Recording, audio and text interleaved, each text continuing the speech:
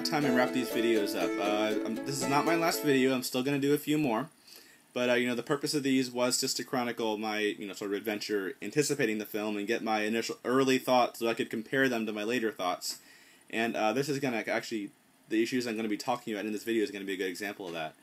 But these videos have done what I wanted them to do. Now it's time to wrap them up pretty soon, after just a few more. But in this video, it's definitely worth devoting an entire video to this issue, just because it's a fairly complex issue. And this is always the major nagging problem with Prince Caspian. There are some other things, but the main reason Prince Caspian always worried me and always knew it was going to be really hard to adapt and it was really uncinematic is the structure, the way that there's a big 4-chapter flashback right in the middle of the story. It leaves our 4 main beloved characters and goes off into this adventure we know nothing about. And I think it works well enough in the book, and I've talked about that in other videos, and I've also talked about how I'm in favor of the idea of restructuring it in some way. I was never really sure exactly how to do that, though. But in video number 3, I identified this as one of the major problems, probably the major problem with turning Prince Caspian into a movie. And then in video number 6, I had a whole video devoted to how I think I would do it. But even in that video, I was really unsure, and I always said there doesn't seem to be a perfect way of doing this. And having seen the film, I stand by that. There's no perfect way of doing it, but let's look at what they did. In video number 6, I said pretty definitively, I said, now, you can't just do this chronologically. I said that with a period at the end. You can't do this chronologically because, and my reasoning was, it's because it would mean the huge first chunk of the movie being without the Pevensies.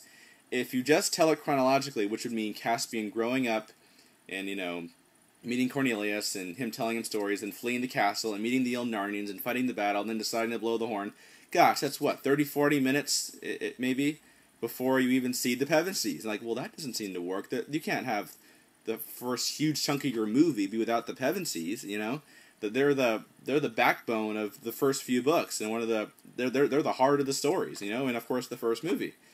And so that doesn't seem right. And ultimately, that is what they did, though. They basically told a story. Yeah, that's exactly what they did. They told a story chronologically. But they had to make some, like I said in my review, some heartbreaking subtractions and some fantastic additions in order to do that. The first heartbreaking subtraction, right off the bat, the movie completely skips over Caspian's early childhood and being told the old stories, and such a great, memorable, certainly one of the most memorable scenes in the entire series when Caspian and Cornelius are up on the tower and watching the stars, and there's this, it just brings me back to my love of Narnia, which is the magic of story time and storytelling, and that scene really seemed to capture that, and so it was very hard, and I was expecting it going into it, but it was very hard to see that cut, because that's really the heart of this book, is, Caspian getting to see his joy that, oh, the old Narnians, they're still there, that they might still be out there, it's real, all these stories, they're not just stories, it's real, That's really the heart of the book. And it was very hard to see that go. I think it was a necessary thing to do because, you got to get to the Pevensies as soon as possible. And it's not essential to the plot. You can skip over that and follow the story just fine.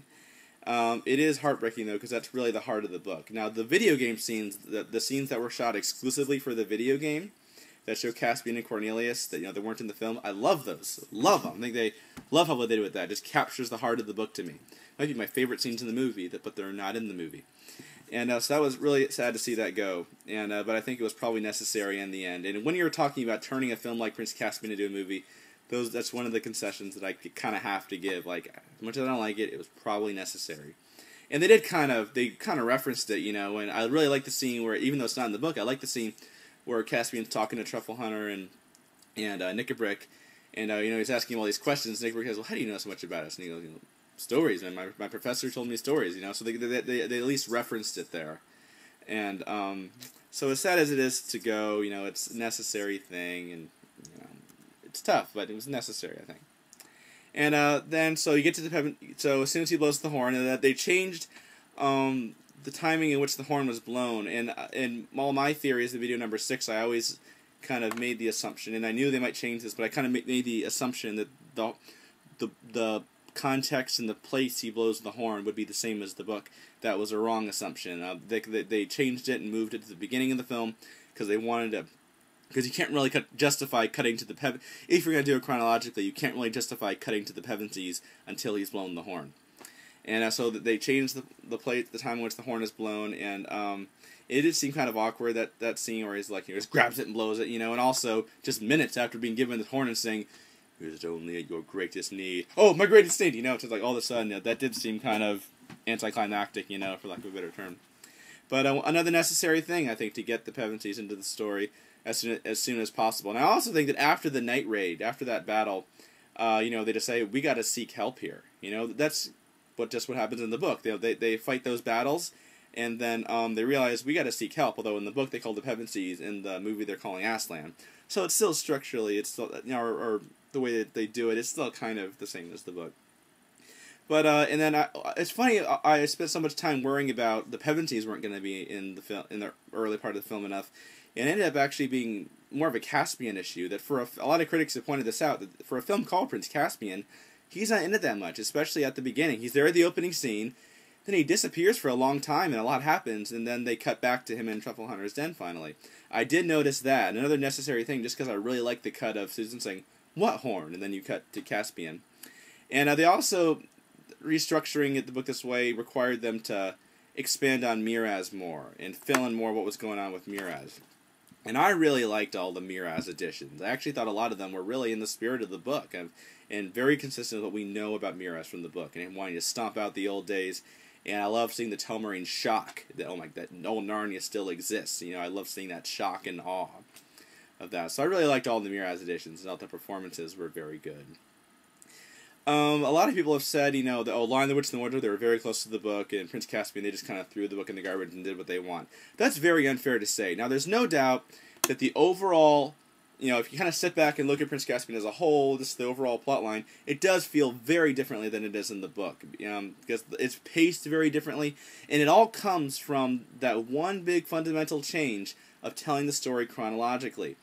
I can see that it feels like a different story almost, but it's just because of that one fundamental change of wanting to tell it chronologically. If you really go by it scene by scene, and you'll realize a lot of this stuff is still on the book in some form or drawing on something from the book.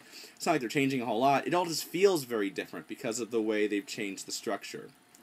I don't think it's fair to say, they just threw the book in the garbage, especially since it's such an uncinematic book, and I think they did a fine job, taking the movie apart, putting it back together, in a way that, without losing what's important to me, when I read the book, at least.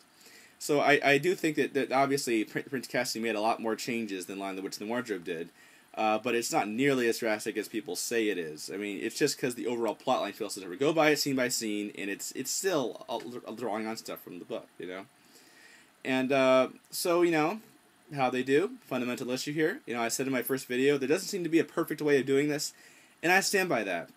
It's not a perfect solution, but and if I had made Prince Caspian, I probably would have done it a little bit differently. I probably would have done, some kind of brief flashback or something. But overall, I think what they did, they pretty much managed to put the movie take the book and turn it into a movie. And it's still pretty much Prince Caspian to me, It's not like, oh, what is this? I can still recognize it as Prince Caspian. And and they definitely nailed, even though the overall plotline is very different. Fantasia Kitty said this to me when I first asked her, well, what'd you think, after she'd seen it. And she just said that even though the overall plotline was different, they got so many more individual scenes right this time around.